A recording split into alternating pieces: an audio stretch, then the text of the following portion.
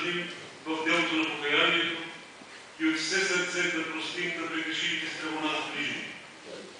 Отредените от Светата Църква 4 годишни поста, благодарение на покаянието и упражненията в добродетелния живот, са благоприятен повод да пристъпим към Светото таинство изповед, размишлявайки върху сторените от нас дела и получавайки разрешение от духовния ни старец и наставник, да пристъпим към единение с тялото и кръвта Господни за прощане греховете и вечен живот. Господ Исус Христос преди началото на своята спасителна мисия на земята постил в продължение на 40 дни.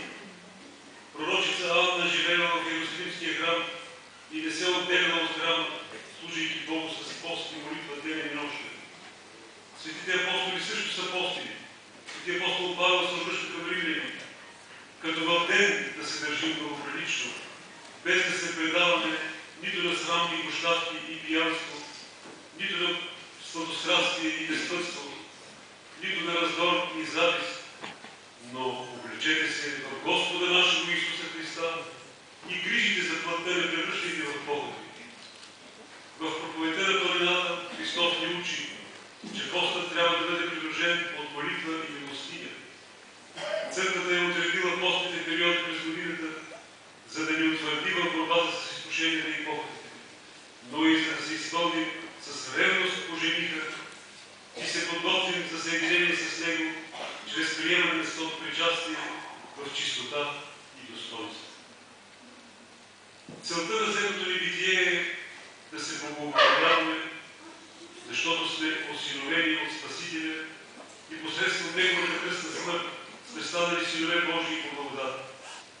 В този ред на мисли свети Серафим Саровски ни казва: придоби и мирен дух и хиляди около теб ще се спасят. През целия си живот трябва да проявяваме вярата си посредством дела, любовта, саможертвата и милосърдието.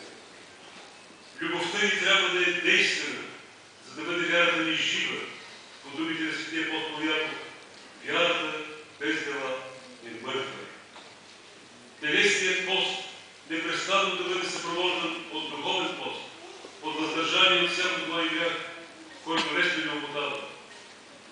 Да се освободим от склонността към вражда и разделение, да обединяваме в любовта, взаимното доверие, да търсим Христовия мир и да се стремим към Него.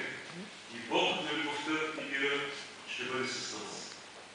А сега, първо аз моля да ми простите, ако някого с нещо съм оскърбил, както и аз се сърдечно прощавам на всички, които поискат от мен сърдечно и с вяра в Божията милост прощение.